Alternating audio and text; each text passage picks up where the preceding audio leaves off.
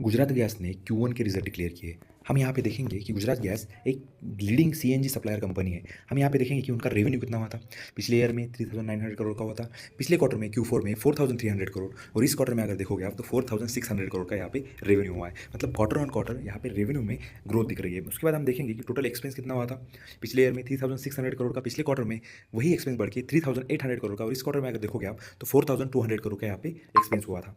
मतलब एक्सपेंस भी जैसे जैसे रेवेन्यू बढ़ रहा है वैसे भी एक्सपेंस यहाँ पे बढ़ते हुए दिख रहे हैं। उसके बाद हम देखेंगे कि नेट प्रॉफिट कितना हुआ था।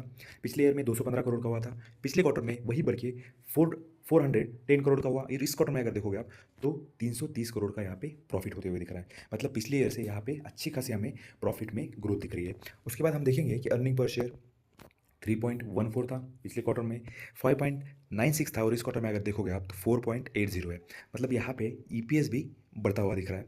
अभी हमें क्या करना है कि ये गुजरात गैस जो है ये सीएनजी सप्लायर कंपनी है। तो लॉन्ग टर्म की इन्वेस्टमेंट के लिए गुजरात गैस के फंडामेंटल्स अगर देखेंगे हम अब तो फंडामेंटल स्ट्रॉन्ग है, रेवेन्यू बढ़ रहा है, प्रॉफिट बढ़ रहा है। इसके कारण और सीएनजी की डिमांड जो है इंडिया में वो भी बढ़ती जा रही है। इसके कारण लॉन्ग टर्म की इन्वेस्टमेंट के लिए आपको गुजरात गैस जैसे स्टॉक में इन्वेस्टमेंट करना चाहिए।